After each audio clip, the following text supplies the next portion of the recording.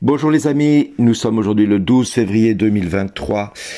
Il n'a commandé à personne d'être impie. C'est ainsi que cette phrase d'Anthième qui résume le texte de la première lecture de Ben Sirac le Sage, que la parole de Dieu nous invite à faire un choix entre le feu et l'eau, entre la vie et la mort, qui sont proposés aux hommes, et l'une et l'autre, que ce soit le feu, que ce soit l'eau, que ce soit la vie ou la mort, eh bien il est donné à chacun de faire un choix, simplement selon son cœur, et surtout de nous laisser guider par la sagesse du Seigneur qui est grande, car il voit tout, il reconnaît tout, il scrute les cœurs, il connaît toutes les actions des hommes, et il n'a pourtant commandé à personne d'être impie, ni même à personne de la permission de pécher.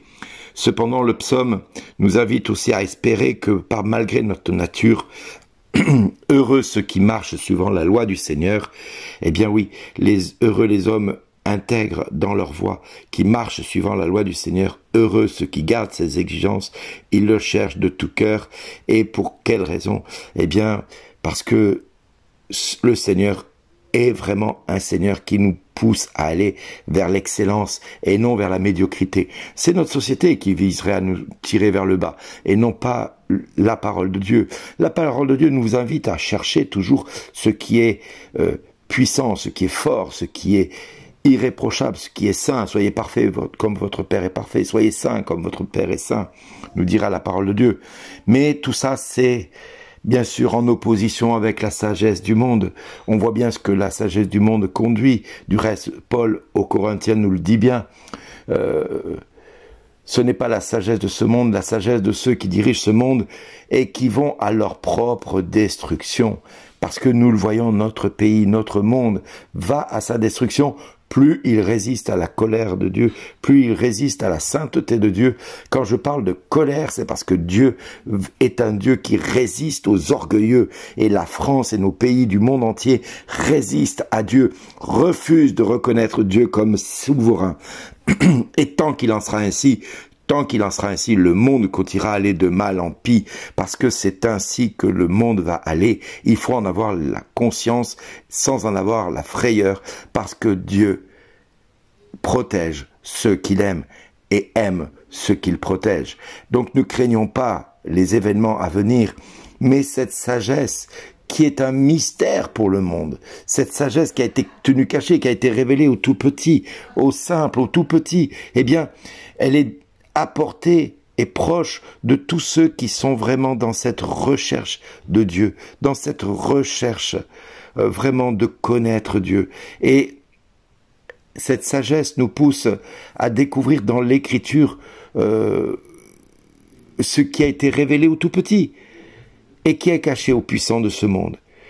Et cette puissance que les mondes aimeraient bien garder sous sa contrôle, sous son maîtrise. Et même, quand je dis le monde, on peut parler aussi d'une certaine forme d'église institutionnelle qui, par moments, oublie le oui qu'elle a dit à Christ et qui décide de dire à Dieu ce qu'elle doit faire ou ne pas faire. Oui, l'église institutionnelle, qu'elle soit catholique, évangélique, orthodoxe, a tendance par moments à oublier que c'est elle la créature et que ce n'est pas le créateur. Et quand je dis elle, je parle des hommes de Dieu, des hommes qui se sont engagés à sa suite, qui ont décidé de le suivre et de le servir. Eh bien oui, par moments, nous tombons nous-mêmes dans ce piège en voulant dicter à Dieu ce qu'il a lieu de faire pour nous-mêmes.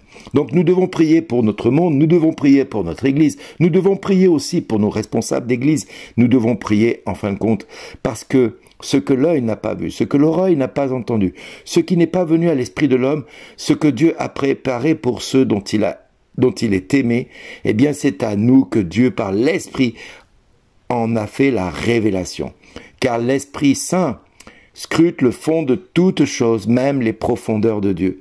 Alors oui, ces profondeurs qui sont cachées aux puissants de ce monde, mais qui prennent leurs racines dans des règles et des ordres que Dieu a fixés depuis toute éternité avec les lois de Moïse, les 10 commandements, mais également avec cette parole de Matthieu 5, 17 à 37 que nous allons découvrir aujourd'hui, qui est très longue, mais qui en même temps nous montre que Jésus n'est pas là pour effacer d'un seul coup de crayon tout ce qui a été décidé de manière ancestrale depuis la loi et les prophètes. Non, le monde voudrait revenir à quelque chose où la loi et les prophètes, on n'en tient plus compte, c'est terminé, c'est du passé, c'est ringard quelque part. Eh bien non, la loi et les prophètes sont là pour nous conduire, pour nous régler, pour nous apprendre à vivre selon le cœur de Dieu et non pas selon la pensée des hommes qui est folie pour Dieu.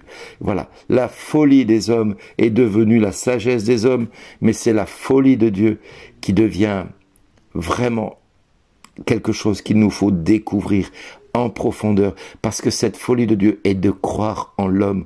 Quoi qu'il fasse, quoi qu'il dise, quoi qu'il décide, eh bien Dieu le poussera toujours vers quelque chose de mieux, vers quelque chose de plus grand, vers quelque chose de toujours plus saint et irréprochable. Oui, Dieu a cette folie d'espérer en l'homme envers et contre tous, alors que nous avons perdu espoir dans l'homme. Nous pensons que nos hommes politiques ne pourront rien faire de plus, rien faire de mieux que ce que nous vivons aujourd'hui. Oui, nous pensons que ces hommes politiques, aussi bien intentionnés puissent-ils être pour certains, eh bien ne pourront pas faire grand-chose pour que cela change. Ils ne pourront rien faire de plus. Pourtant, il est certain d'une chose, c'est que Dieu a depuis toute éternité prévu pour chacun de nous de communier à sa sainteté, de rentrer dans sa gloire. Et pour cela, il a fixé des règles basiques, des règles simples, mais des règles qu'il nous faut appliquer et que nous allons retrouver dans l'évangile de Matthieu, parce que ces règles sont indissociables de la sainteté de l'homme et de cette proximité qu'il va avoir avec le Christ, le Seigneur, Dieu de gloire. Parce que c'est à cette gloire que nous sommes tous conviés à participer. Alors mes frères et sœurs, aujourd'hui nous devons prier non seulement pour la sainteté de Dieu dans le monde, mais la sainteté de Dieu dans l'Église, la sainteté de Dieu dans les hommes de Dieu et la sainteté de Dieu dans le peuple de Dieu. Parce que nous sommes tous indissociables de cette chose-là.